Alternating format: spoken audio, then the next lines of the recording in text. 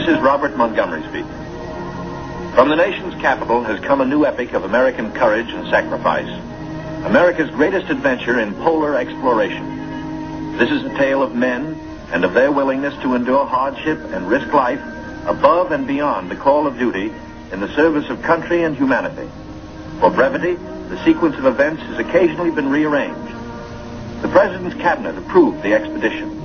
As Secretary of the Navy, James V. Forrestal explains the reasons for the enterprise. There is only one untouched reservoir of raw materials left in the world, and that's in the region known as Antarctica, an area larger than the combined area of the United States and Europe. The American government is sending a naval expedition to that region.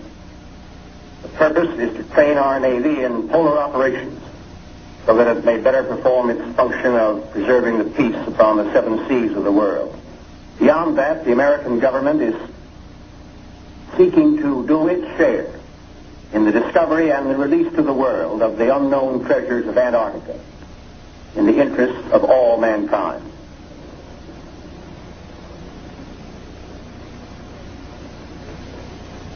Thumbs up to this, gentlemen. The Secretary has approved our plans, confirming you, Admiral Byrd, as the officer in charge of the expedition, and you, Admiral Cruzen, as the task force commander. And we get everything we need. That makes Operation Highjump the greatest polar expedition in history. Admiral, time is going to be our greatest handicap. By the time we get through this very difficult ice pack, the summer will have ended and the fall will have set in. Never before has anyone attempted to take a fleet of thin-skinned steel ships through 300 miles or more of crushing ice pack. I have great faith in your skill, courage, and determination. Now, gentlemen. Admiral Nimitz reviews the operations plan.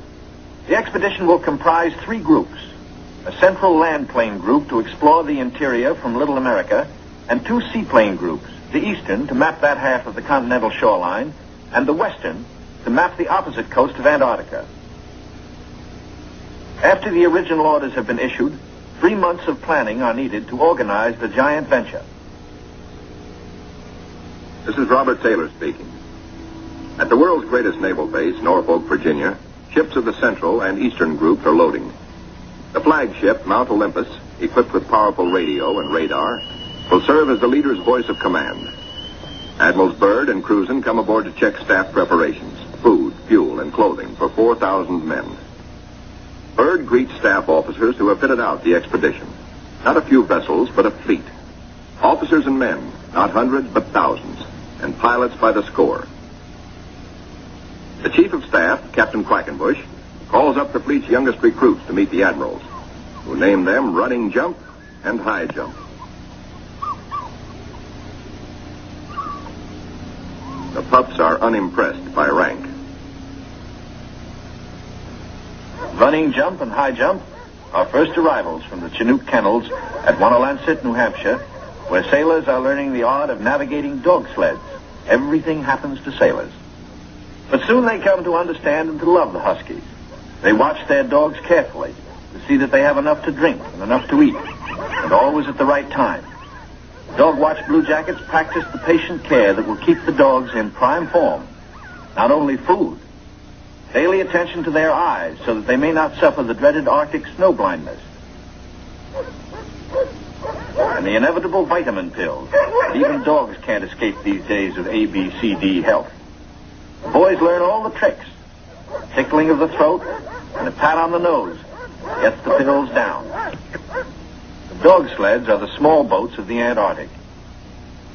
Each carries 600 pounds, with 10 dogs hauling. Each dog's harness is tailor-made, carefully fitted to avoid the chafing that has been fatal to many a sled dog at below zero temperatures. The Husky's paws are equally important. There are canine snowshoes, precisely notched for the pulling claws. In cut-down auto chassis, the sailor drivers finish training. Huskies so often have meant life itself to Admiral Byrd that he calls them his Antarctic Life Insurance Company.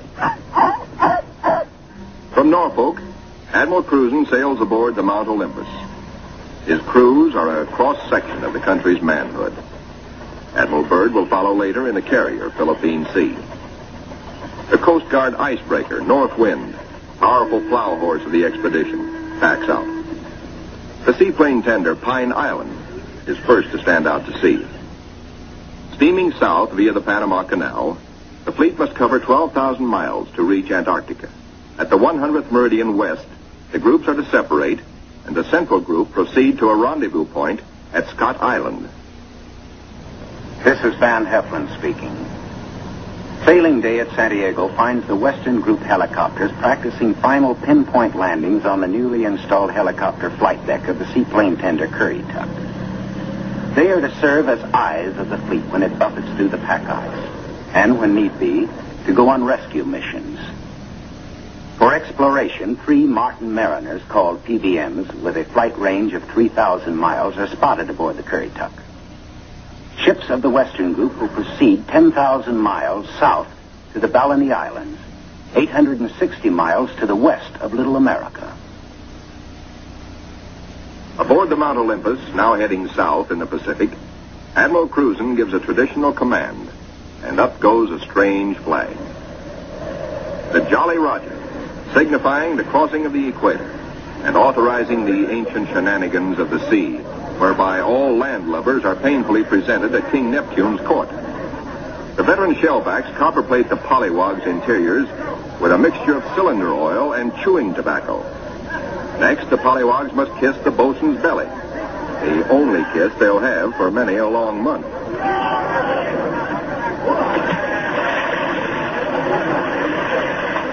They wind up with a dunking and a final whacking to warm them up, officers and men alike.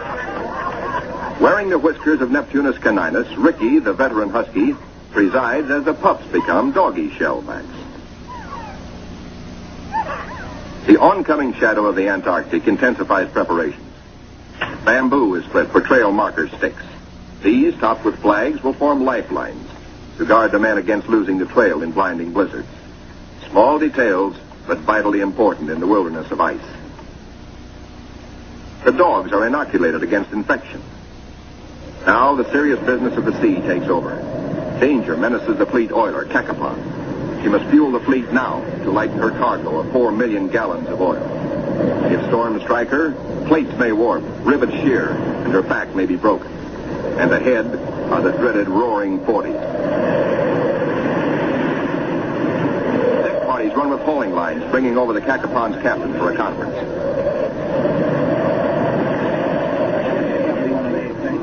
The ships are still on course, forging ahead. But the Cacapon's salty skippers smell storm coming. Few ships travel this lonely ocean, so there are no weather reports. We've got to finish this job fast, he roars, or we'll be caught in a stiff blow. And blow she does.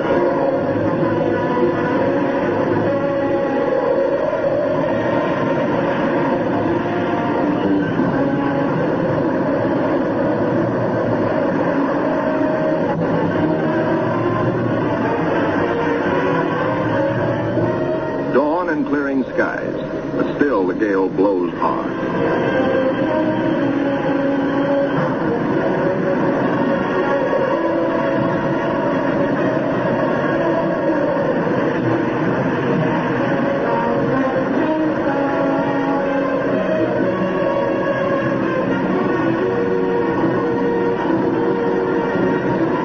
Aboard the seaplane tenders, rolling decks imperil the big seaplanes.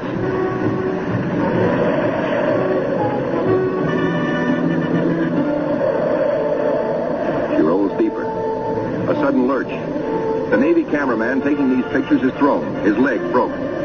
He swings his camera, catches the nose of one plane smashed in, swings aft, spots another plane overboard, sinking in the wake. Lost.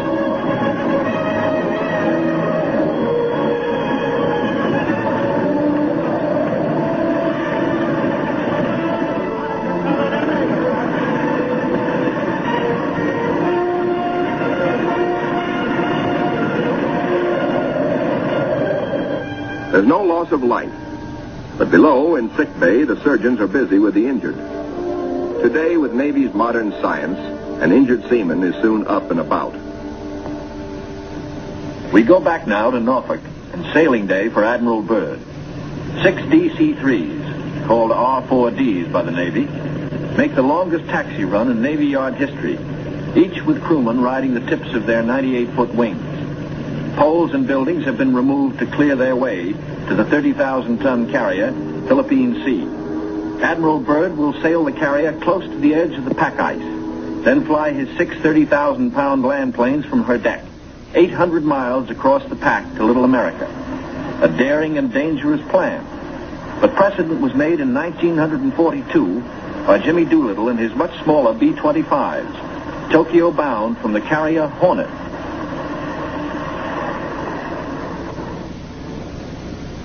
As the Philippine Sea sails on her 10,000-mile voyage, the advance group under Cruzen has voyaged far south. They sight their first icebergs just above the Antarctic Circle. Careful bearings are taken, for the hulls of these ships are no thicker than was the steel skin of the Titanic. The treacherous ice is the enemy now as then. But danger is the sailor's business. His delight is in preserving home traditions, the Christmas tree and Christmas dinner.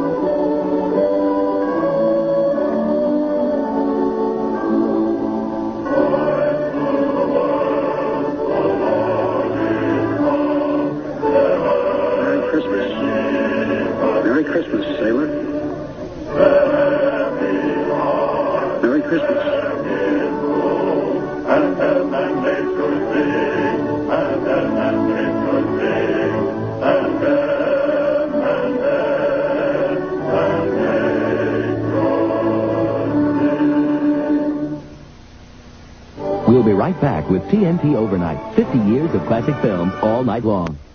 For love, he'll throw down his... Engines throb, taking the central group deeper into icebound seas. Now, by the far-seeing eye of radar, the bridge learns of land ahead, and flag communications passes the word to the fleet. Scott Island, dead ahead. All ships rendezvous. 600 critical miles of their 12,000-mile voyage still to go. The ice pack ahead has been the executioner of many gallant ships. Cruzen summons captains and executive officers for a staff conference. While the staff confers, a small landing boat sets off for Scott Island, named in honor of the heroic British explorer, Captain Robert Falcon Scott, who lost his life a generation ago trying to fight his way back from the South Pole.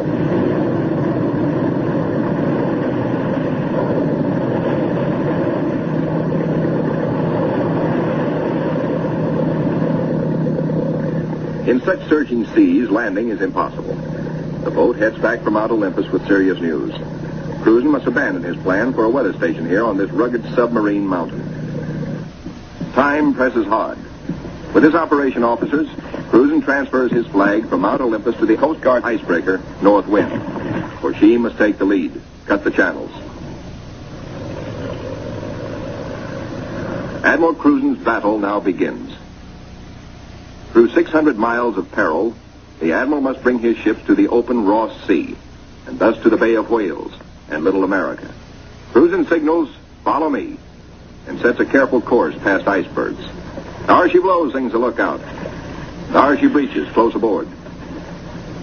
These huge whales measure up to 80 feet long, and each yields oil worth more than $2,000.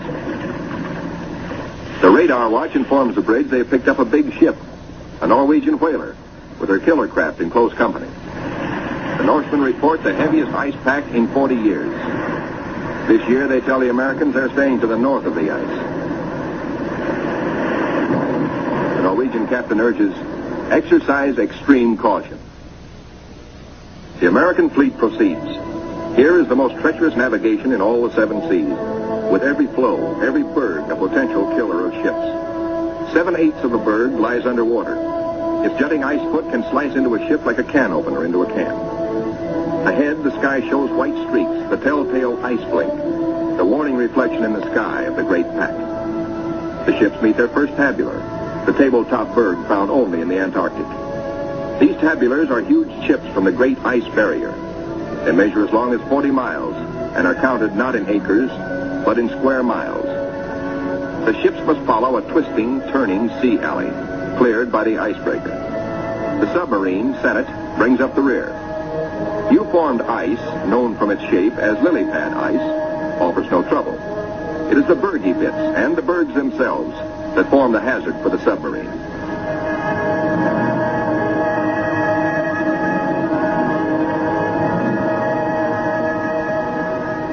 A little Adelie penguin comes aboard as pilot and rides the deck for 2 solid days.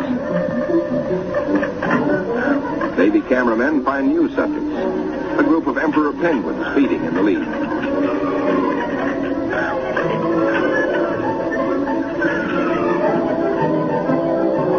Lookouts spot a flock of snow petrels, those hardiest of birds.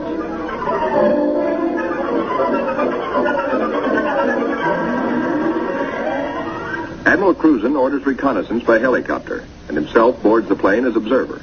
For the first time, the helicopter serves as the eyes of the fleet to scout out a way through the ice.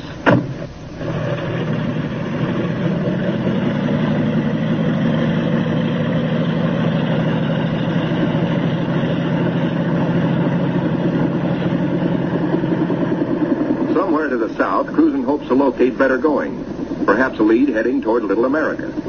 Beyond the brash ice, at first he can spot only isolated lakes. At last he sees his lead. Reconnaissance by helicopter has paid off.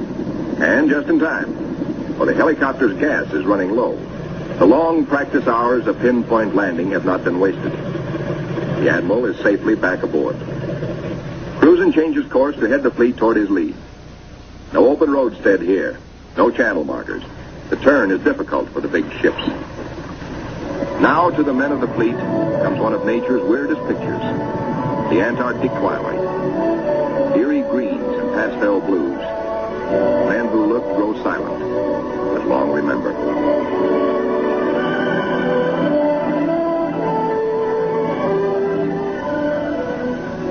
Nor will they forget the dawns and the seals.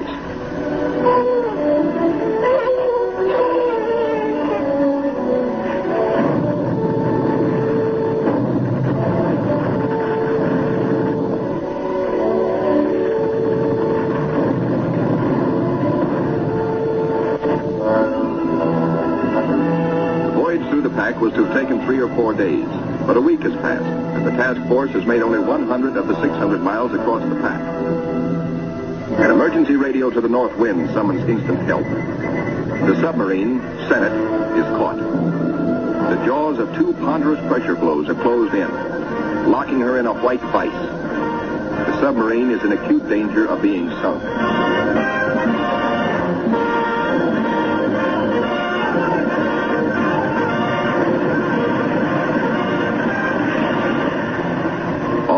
Realize now that the Senate may never get through. Cruzen signals, resume course.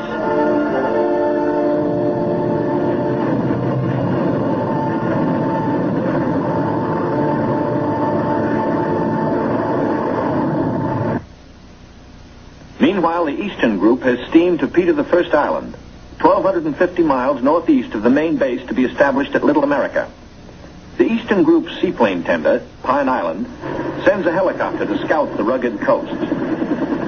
Hope is fulfilled when she relocates Scott's 37-year-old camp. This was the base for the ill-fated Britain's expeditions at the turn of the century. While the helicopter waits, the Americans look over the hut, finding only an abandoned sled. But back at the Pine Island, the helicopter meets trouble. Her rotors, heavy with ice, fail. She crashes only a few feet from the safety of the landing deck. Within seconds, the Pine Island's crash boat reaches the sinking helicopter. The rescue crewmen, drilled for just such an emergency, yank Captain Dufek and his pilot safely aboard. Back at the Central Group, danger increases for the submarine. Crushing ice is now riding up over her decks. She is solidly frozen in.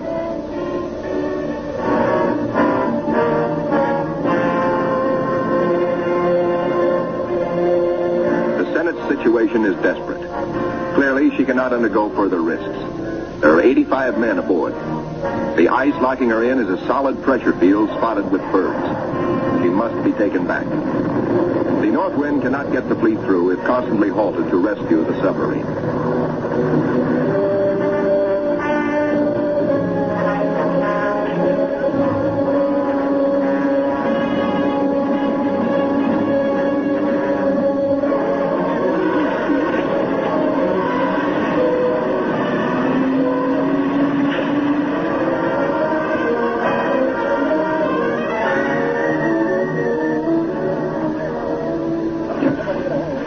Icebreaker North Wind, with Admiral Cruzen in operational command, leaves the ships to await her return from the 400-mile round trip, towing the battered submarine, the Senate, north to the safety of the open sea. 1,200 miles to the west, 10 men set out from the western wing of the expedition on a hunt. For one of the seaplane tender Currituck's missions is to bring back specimens for the Federal Fish and Wildlife Commission.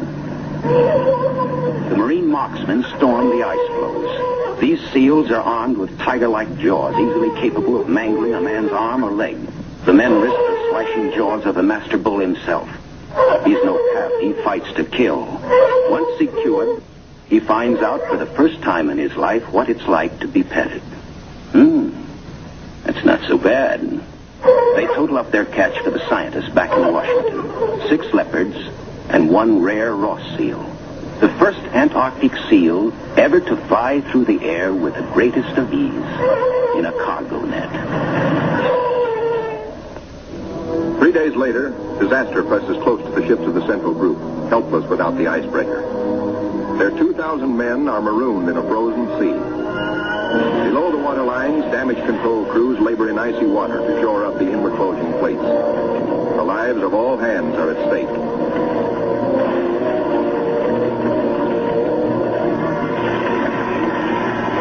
Flashes an SOS to Cruzen 200 miles to the north. Quickly, he orders the submarine to go on by herself to Scott Island and there operate as a weather reporting station. And now begins a race against time well worthy of high place in the traditions of the United States Coast Guard.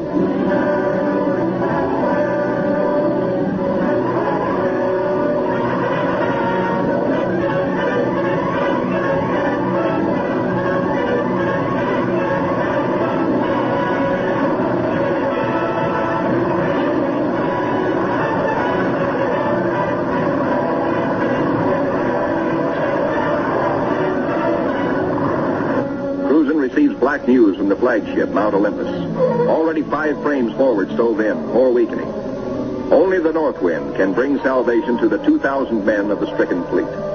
Dr. Seipel, Army ice veteran, volunteers to test the floes. If the ships must be abandoned, will the ice support the survivors? Cruzen awaits Dr. Seipel's verdict. Seipel reports the ice cannot be trusted.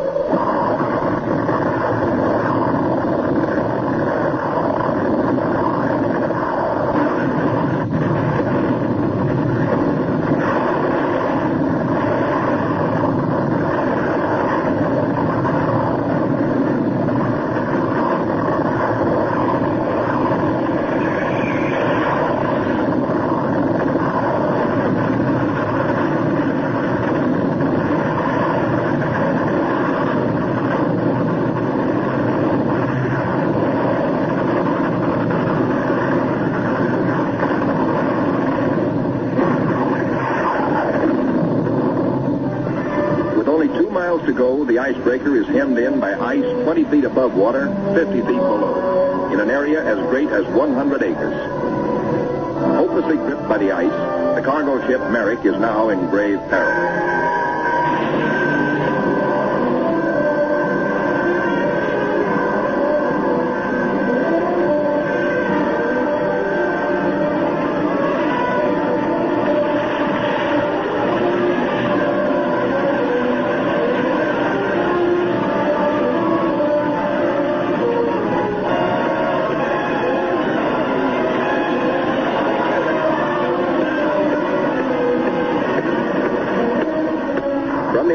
The fleet is now in sight over the pressure ridges. The desperate struggle of the north wind to reach them seems hopeless at times. The icebreaker counts her gain by yards now. Captain Thomas dares passages that normally he would avoid. It's the critical last round, a straight-out slugging match.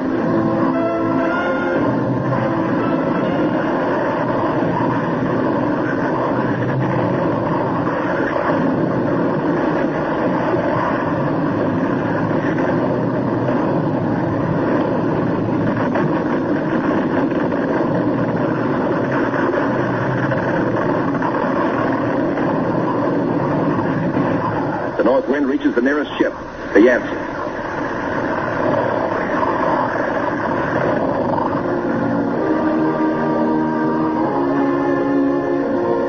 The Coast Guard icebreaker, North Wind, commands the only power operating in the whole frozen fleet. The Yancey and her 500 men are saved.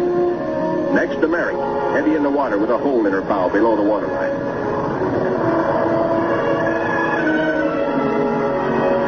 Wind reaches the flagship, Mount Olympus, cuts her free. The fleet has survived. 2,000 weary American sailors are safe. Beyond the great ice whirlpool that held them fast, they steamed through the southern edge of the pack, through to the open waters of the Ross Sea, and little America dead ahead. Word of the deliverance of Admiral Cruzen's men reaches Admiral Byrd aboard the carrier Philippine Sea as she passes through the Panama Canal, Pacific bound. Officers watch sharply. The glove-tight fit of the 750-foot hull requires that the ship be kept exactly ruler-edge true with the sides of the lock. The Philippine Sea navigates the canal in a day. As she heads south in the Pacific, Admiral Byrd devotes all his time to the flight ahead, perilous but of vital importance to naval aviation. Never before have such huge planes attempted carrier deck takeoffs. Never before have wheels and skis been combined in one landing gear. The wheels for deck takeoffs and the skis for landings on ice. The grave risk is that one may interfere with the other and bring disaster. Byrd makes the decision. The wheels will have only a 3-inch clearance between skis and deck. Upon this will depend the lives of 40 men, and he will lead the way. Triumph at last for Admiral Cruzen. The entrance to the Bay of Whales, the famous 400-mile Ross barrier. The Admiral can now relax. He, an American admiral, has brought a modern fleet for the first time into the innermost waters touching the great unknown continent of Antarctica. This is an historic moment. At long last, Admiral Byrd has realized his dream of many years of reaching little America with men and ships of the United States Navy. Reception committee. Hey, gang, hurry up. Look at the big penguins in our bay. Big penguins, bigger than emperors. Big black mountains that move. They walk like us, but not quite the right way.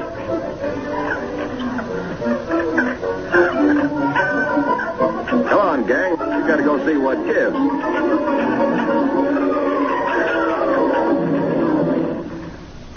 The big penguins and their big black mountains, the ships, are on 24-hour duty, with the first job to secure all mooring lines.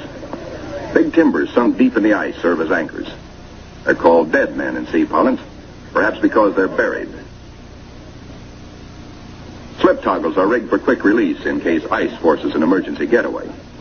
Unloading. Reconnaissance planes first, next hauling equipment. The Marine Corps weasels. Heavy-duty caterpillars and trucks, 40 in all. Here are no port facilities, but the Navy shows its self-sufficiency as it did throughout the war in operating at sea without bases or with improvised bases. Here are no docks or roads, yet all freight aboard 3 heavily laden ships is hauled 2 miles over the ice up to Little America. Dogs next, a barking, tugging boatload of huskies.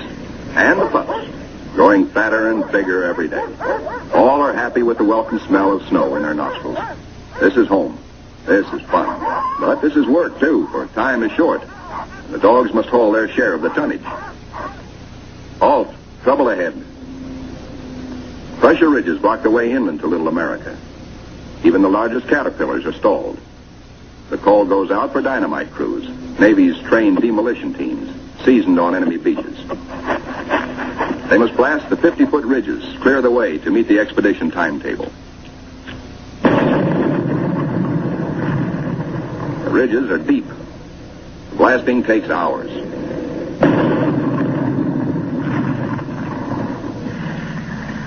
Seabees and their bulldozers follow, smooth out the road for the big cats. In 2 hours, they bridge crevasses 100 feet deep. And so 10,000 tons of gear, brought down by the cargo ships, start moving up to Little America. Work goes steadily forward. Seabees, with all hands helping, use every one of the 24 hours of daylight in the South Pole summer. Caterpillars with snowshoe oversized treads accomplish in hours the work that in old days hundreds of dogs could do only in weeks.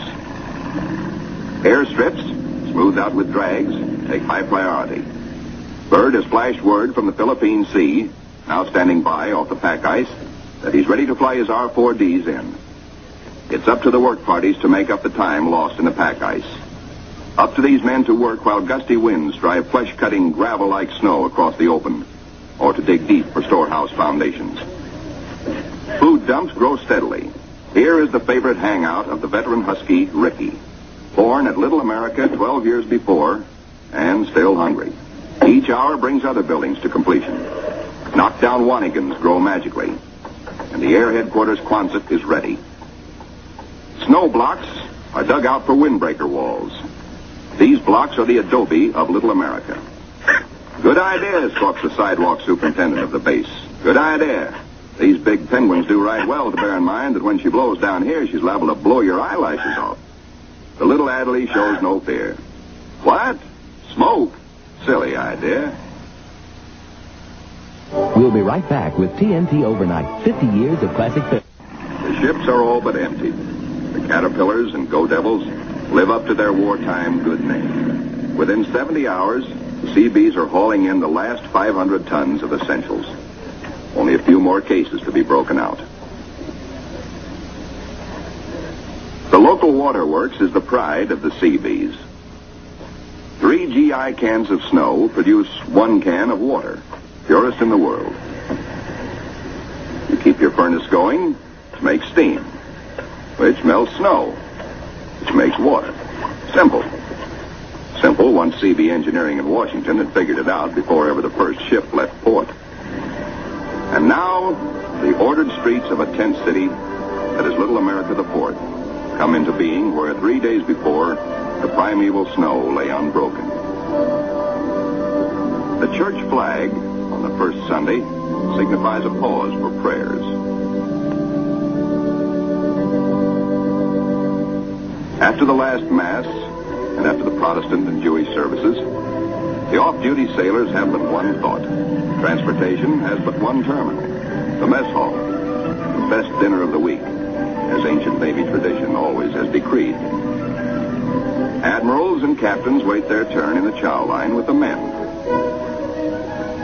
Inside, plates are loaded. Roast beef, rich gravy, high mounds of mashed potatoes, flaky pie. Life looks up again. A cigarette, good coffee. 5 miles east of Little America, a seal herd, 500 strong, has its feeding ground amongst pressure ridges and in deep crevasses. Ricky, as a pup, played the game of run, seal, run, and he hasn't forgotten. The seal wallops with his tail. Ricky's 12-year-old teeth are not so good on the slippery, wet hide of the 600-pound Waddell. Mr. Seal decides he's had enough. He scuttles down his escape hatch to the water below. Chow time. The only seals killed are for dog meat. Especially good because it insures against scurvy. The pups smell their dinner coming and let their handler plainly know they want it. Right now.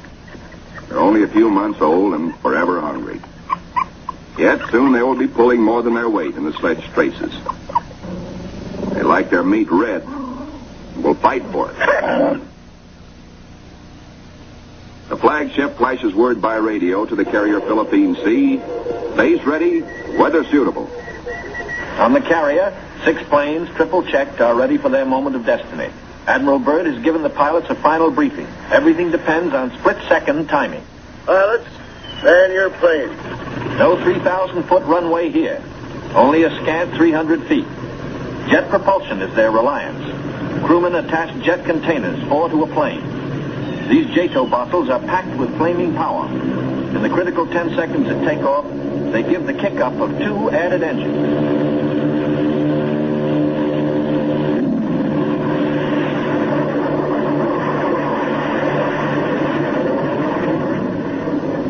airborne in exactly 100 feet.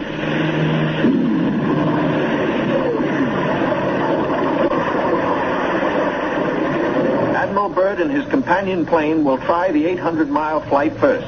The others await his orders. At Little America, cameramen and Admiral Cruzen wait anxiously. And there comes Byrd. Cruzen can relax now. Skis work perfectly. The carefully calculated drag of the wheels serves only to shoot up a plume of snow. Byrd greets his son, Dickie Jr., first, here following Dad's footsteps. They watch plane number 2 come in safely. Byrd tells Cruzen, good to be home again. But Cruzen has urgent news. There's a terrific storm brewing, only 10 hours more of safe flying. Byrd radios the carrier, launch all planes as soon as possible. By midnight, the Philippine Sea has the remaining 4 planes ready. They must risk a takeoff in darkness before the terror of the storm strikes.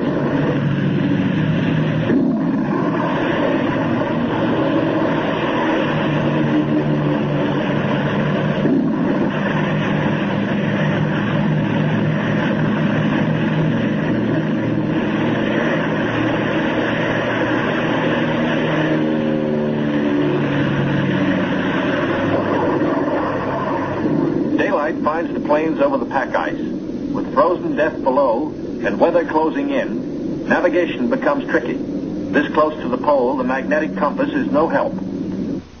At the base, men scan the gray skies, looking, and finding only the blackness of the approaching storm, now visible to the east. If the planes don't make it within an hour, but in they come, one by one, to land in the last remnants of clear light. Each landing is the first on the ice for each pilot. These men are the first ever to fly big planes into the Antarctic. Or on previous expeditions, the planes were freighted in, assembled, and only then were they flown. These Navy and Marine Corps flyers have been bred on stormy going. Their long experience and, above all, the Navy's relentless training in all details brings them in, but with little time to spare. The blizzard hits, 100 miles an hour, scouring across the sastrugi. In storms such as this, many brave explorers have died.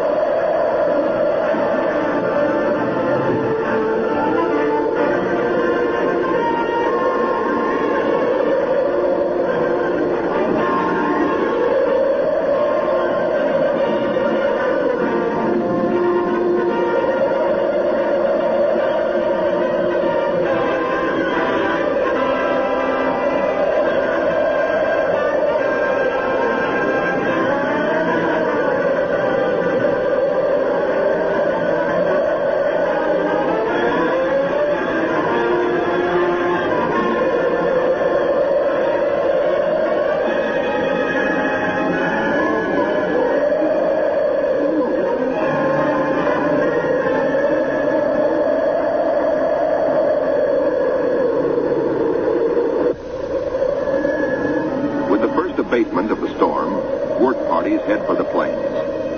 The blizzard is 40 hours old. The wind has become bearable. The expedition flight schedules are days behind. They must get the heaters going, clean out the frost.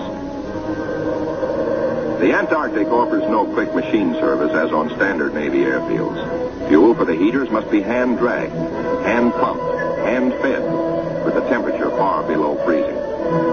The chow wagon, the never-failing CB tractor, gives the work parties a lift back to the mess tent for hot coffee, food, and warmth. Only the Navy, Marine Corps, Coast Guard, and Army cameramen who made this official record know the price they paid for these blizzard films. They covered the Pacific battles for posterity. This cold day, they froze their whiskers to make these first color films of an Antarctic blizzard. Little America digs out.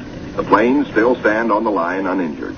Icicles and snow to be cleared off, but no plane blown away. Lashings held. Tent City intact proved out the technique of survival evolved by Byrd in a lifetime of exploration. Not one tent went down.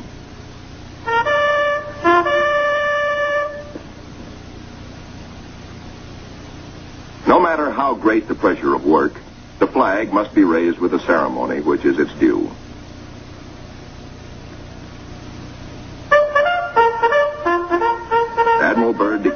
Little America IV in full operating commission.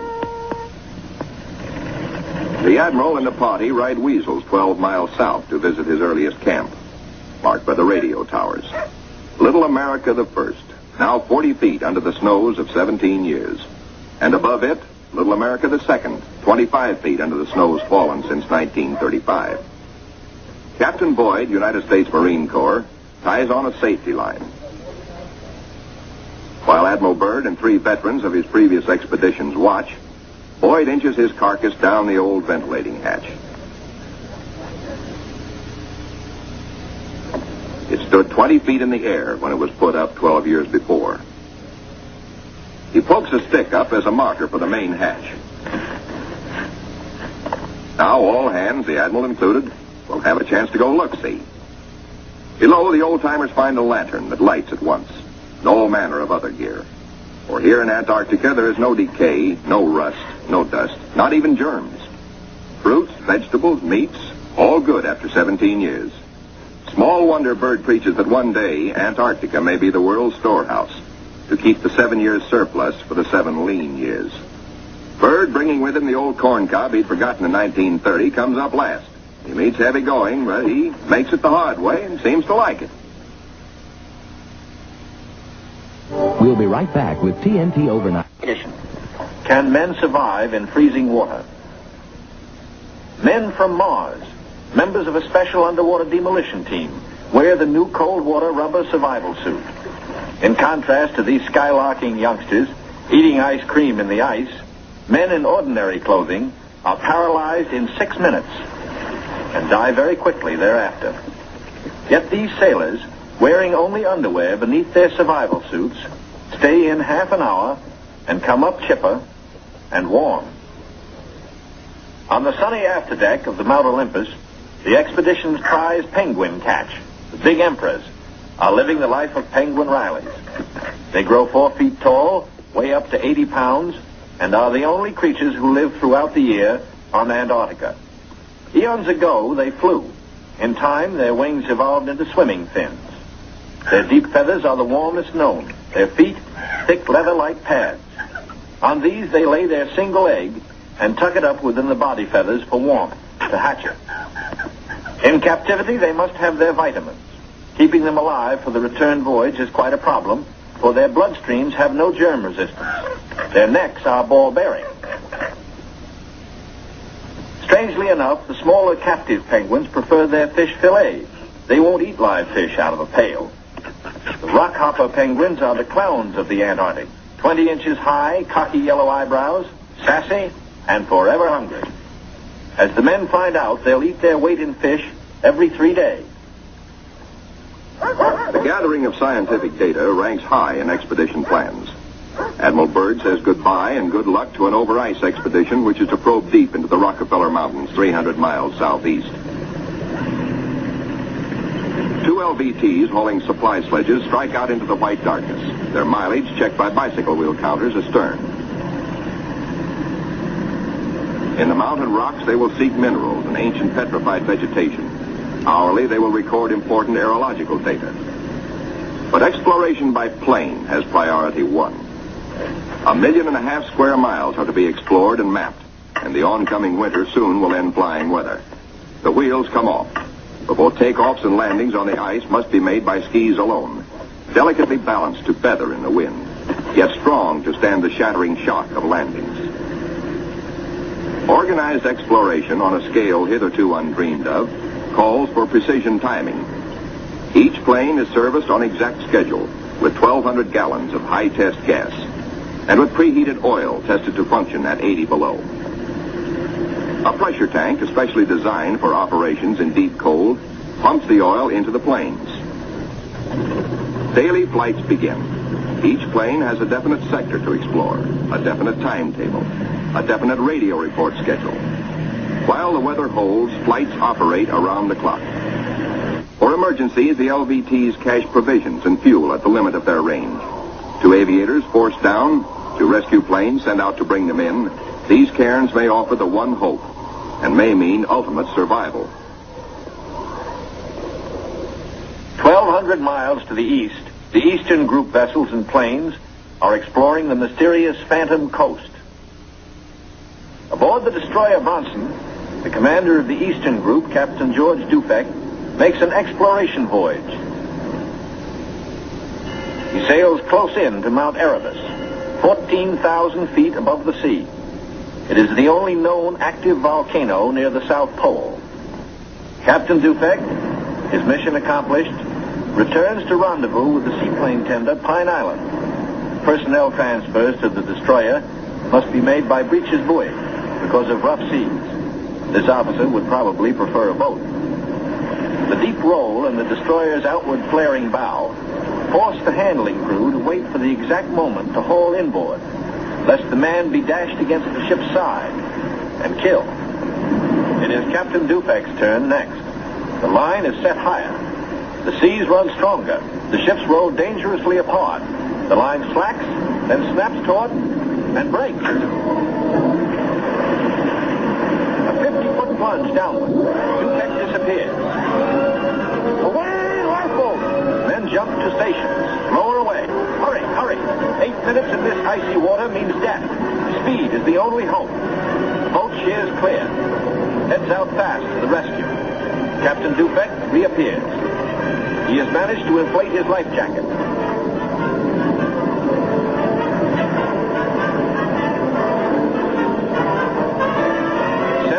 Gone.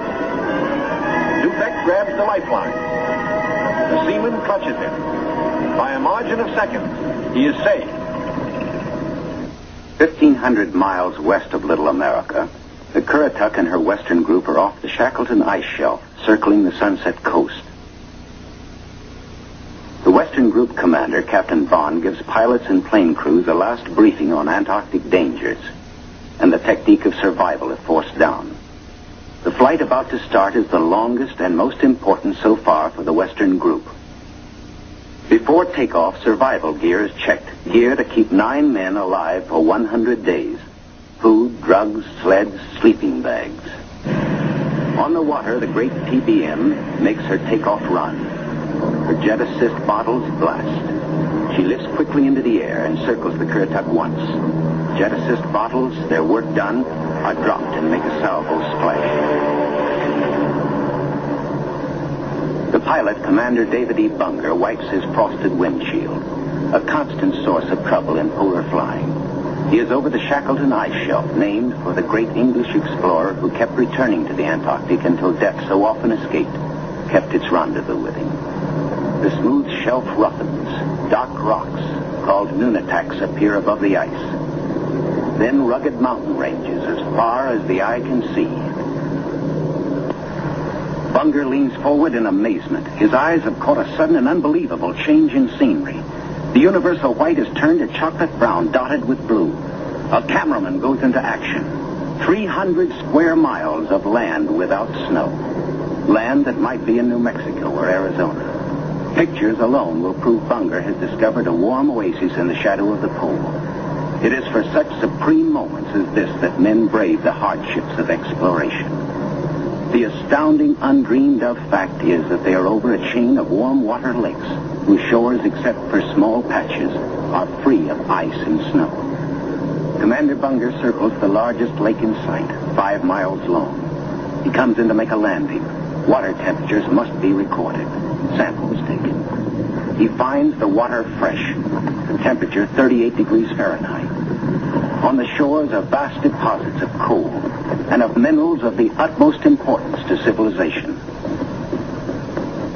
Aside from their headline discovery, Bunger and his men have another good reason for hustling home to the Currituck. A long-awaited ceremony is in progress. The whole fleet awaits news of the all-Western beard derby. The Currituck skipper, Captain Clark, is judge. His salute of the day is... right corner, mustache. Twist. The captain awards prizes to the winners, enlisted men and officers alike, the champions in the first Antarctic beard derby. To the most handsome. For the bushiest. To the officer who tried the hardest. To the neatest. To the most unique. To the red all-Currituckian. And to the one with the most sex appeal. At Little America, a warning sounds. The fleet is in sudden danger. It is being frozen in. It may be locked within the Bay of Whales. Here is the treacherous foe. If caught, the ships will be wedged against the barrier, crushed. Here will be the graveyard of the fleet.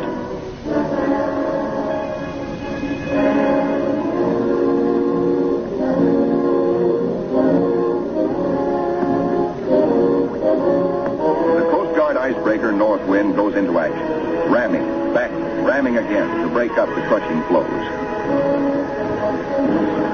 Landing craft work frantically to loosen the ice around the ships so propellers may turn without shearing off. One by one, the ships are cleared, get underway.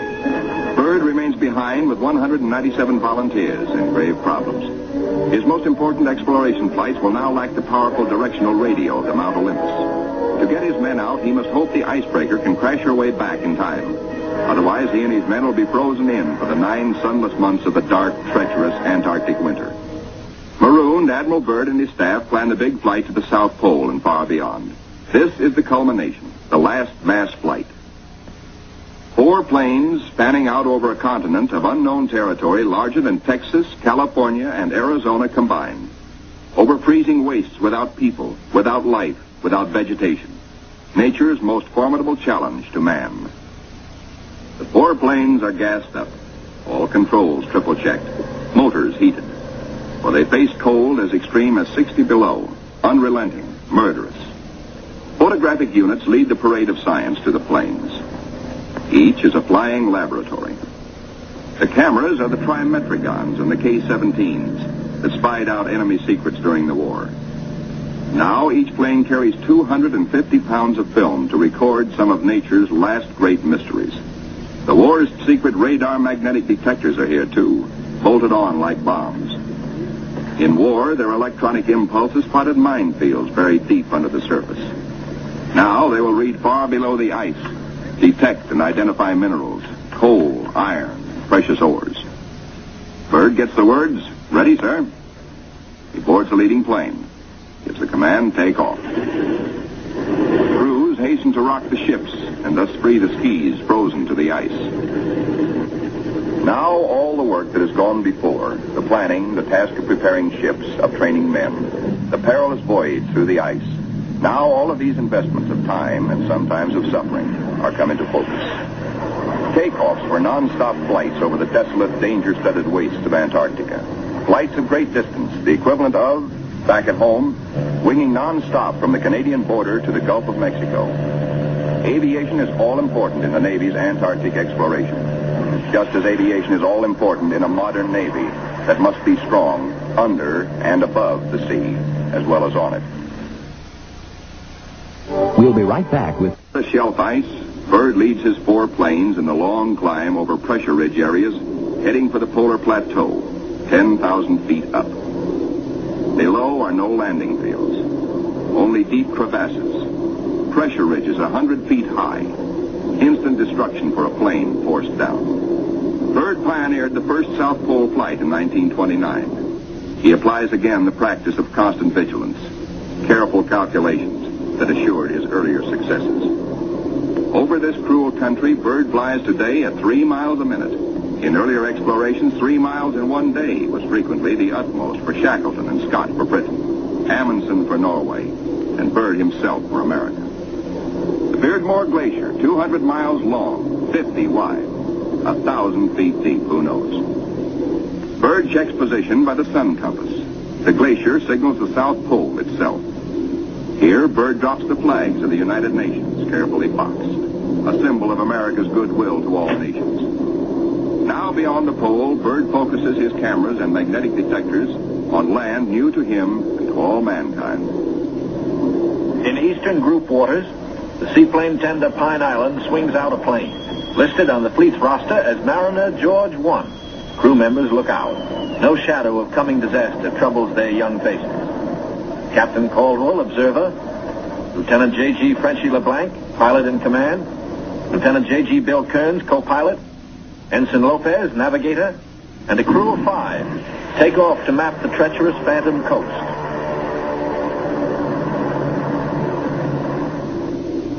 Bird's planes deep into the unknown are the eyes of civilization, recording, evaluating, mapping. Plateaus, mountain ranges with peaks 20,000 feet above sea level. The trimetrigon lenses, clicking overlapping exposures every 3 seconds, photograph from horizon to horizon. Coal, a mountain of coal. Bird later declares Antarctic mines, if once tapped, could supply the world's coal needs for centuries. These official motion pictures can give only a cross-section of the miles of photographic records accumulated on this expedition by the Navy. The exposed mapping film will take 5 years to assemble. Amplifying these are the radar magnetic detectors, accurately recording mineral discoveries of immense value for the future use of all mankind. England, Norway, South Africa, Australia, New Zealand, South American countries, and Soviet Russia are claiming Antarctic territory. The United States recognizes no claim, and so far has made no formal claims for itself. But international policies cannot concern the Admiral now. His duty is to keep his flying laboratories functioning, to fulfill his dream of a lifetime. The word "gas half gone, sir," comes from the engineer tabulating fuel tank readings. Bird radios his pilots, return to base. By the third leg of their triangular course, the planes head back for Little America. Bird's plane takes the widest swing fuel permits as the lenses of the trimets continue recording new territory. This is the last big flight. Bird is determined to record the maximum possible. One by one, the planes swing in over Tent City. Flight operations checks them in and safely down. Plane 2, plane 3, plane 4. But not plane 1. Bird's plane is yet to be accounted for. Bird is missing. Out over the ice, Bird is in trouble. His starboard engine is cutting out. Now stops. His one remaining engine is losing power. The altimeter needle starts dropping down. The plane is losing altitude. All 4D1 to base. All 4D1 to base. Position Q5. Engine out. Losing altitude. The base prepares for rescue operations.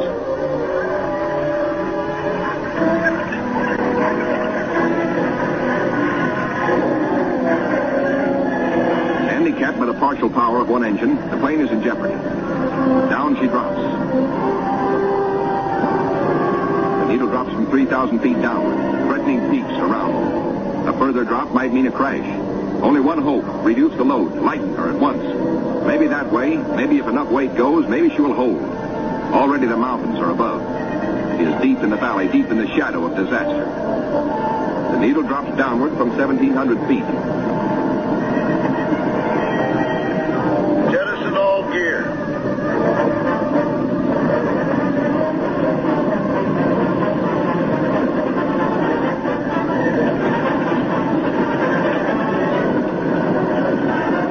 Only the precious films and records are saved. The gamble is life or death.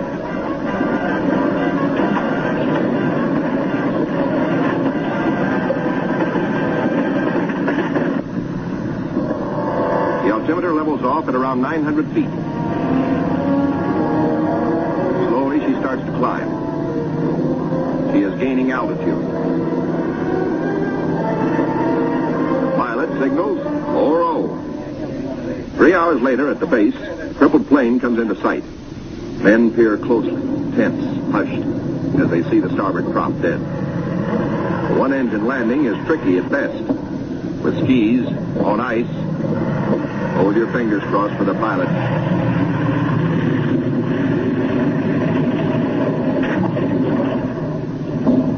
Safe, safe, good going. The greatest exploration flight of all history has ended in success. The flight beyond the South Pole. The flight beyond imagination. But over the Pine Island with the Eastern Group is the shadow of tragedy. Captain Dufek flashes the word by radio. To Eastern Task Group. From Task Group Commander, Mariner George 1 overdue. This group commence standard search and rescue operations immediately. Grim men with grave news from Captain Dufek. No time now for jubilation over his own escape. No mood for rejoicing. Bird knows better than any man the tragic import of the message. In the freezing danger of the Antarctic, seconds are hours. Minutes are days. Every resource of the expedition must be mobilized instantly. All planes must take the air. All men stand alert for emergency duty. Over the ice pack, above the open sea, across the barrier. Mariner George 1 is down with men. No radio signals coming through. That means a crash. Search. Search. Search. Wherever the plane is, it must be found. For maddening, anxious days, fog shrouds the area where the accident most likely took place. Men are frantic. Yet daily, at their own request, at their urging, in fact, the crew of the Pine Island gathers for prayer service. On the 13th day, the weather breaks clear. Captain Dufek sends another PBM into the area heretofore shrouded in fog. At last, in clear visibility, the pilots and men scan water and pack ice along the Phantom Coast. Wherever they are, the 9 men of the George 1 have been lost almost 2 weeks. Hope is thin. 5 hours out, Commander Howell, the pilot, spots smoke. A signal fire. Some are alive down there. How badly hurt? How many live? George 1 smashed. The wreckage scattered, some of it burned. And a message on the wing. Lopez, Henderson, Williams, dead. No seaplane can land on the ice. Can the survivors reach open water? Howell must drop a message. We'll land Barrier's Edge 10 miles north.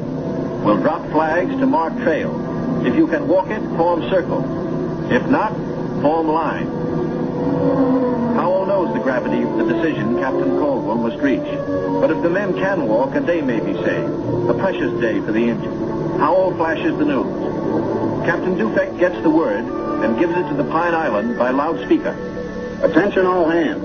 This is the task group commander speaking. Mariner George 1 has been sighted. Rescue operations are in progress. Howell circles his PBM over the wreckage. He watches for his answer. The huddle of men breaks apart. They've reached a decision. It's a circle.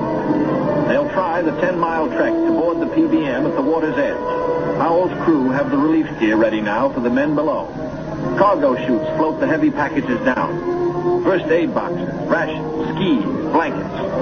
For men hungry, cold, hurt, and losing hope, the chutes are as lovely as shining stars. Symbols of life restored, of return to families who've been waiting and praying. Now to mark the trail. The PBM's crew have hundreds of flags, each weighted to land and stay upright. If fog should again close in on this desolate coast, there must be no second disaster, no wandering from the road to rescue. The survivors follow the trail markers. 5 able to walk, 1 on a sled, 10 miles to go. These men are marching out of the shadow of death into the sunshine of life.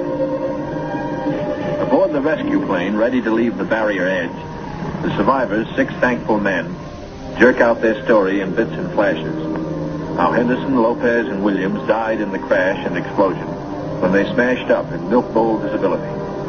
How they found scattered cans of food, a stove, and fuel to keep it going, and 1 tube of sulfur tablets, just enough to keep Frenchy LeBlanc, their gravely injured pilot, barely alive.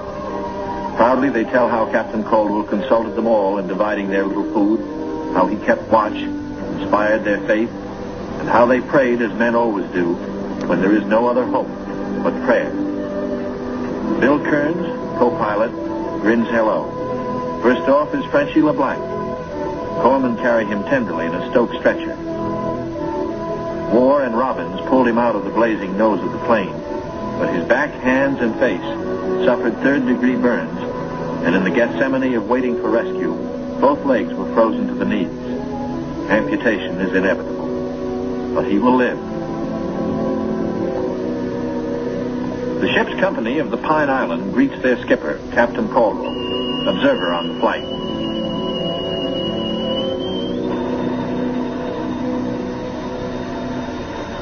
He says no ship ever looked so good to him as his own command, as again he sets foot on her decks. His executive officer greets him with sincere affection.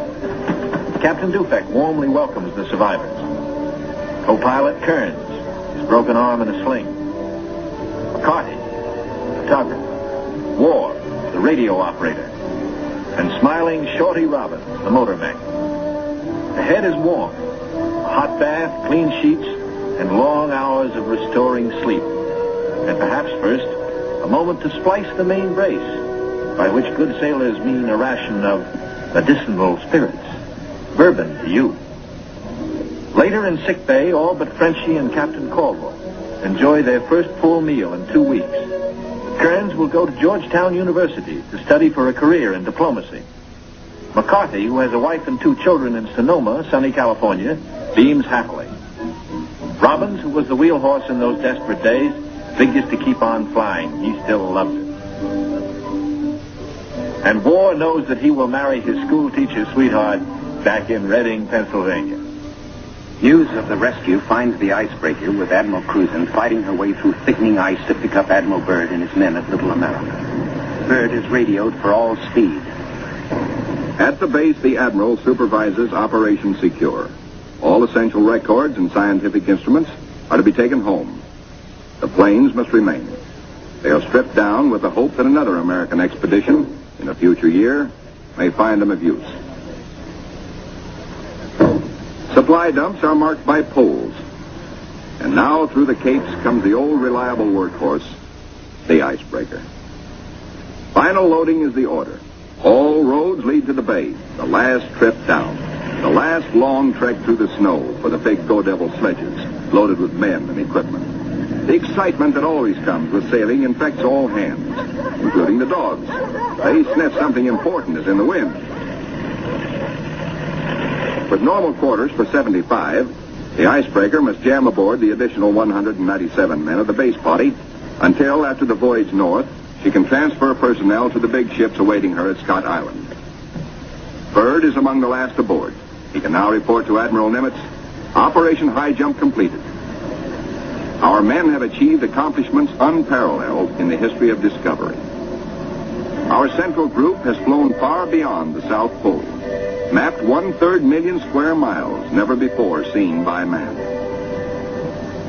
Our eastern group mapped 3,000 miles of phantom coast and charted 40,000 square miles of coastal ocean areas hitherto unknown. Our western group, flying hundreds of air hours, mapped the 4,000-mile Sunset Coast, made the amazing discovery of warm land in Antarctica. In all, the expedition explored more than 1.5 million square miles. Our scientists, by use of the radar magnetic detector, have pinpointed fabulous treasures and resources of great significance for all mankind. The men who did the job, Navy, Army, Air Corps, Marine Corps, Coast Guard, and scientists, are going home. Tired men, they're going home to their mothers, sweethearts, wives, children. Home, strong in the knowledge that they have met the Antarctic battalions and conquered it.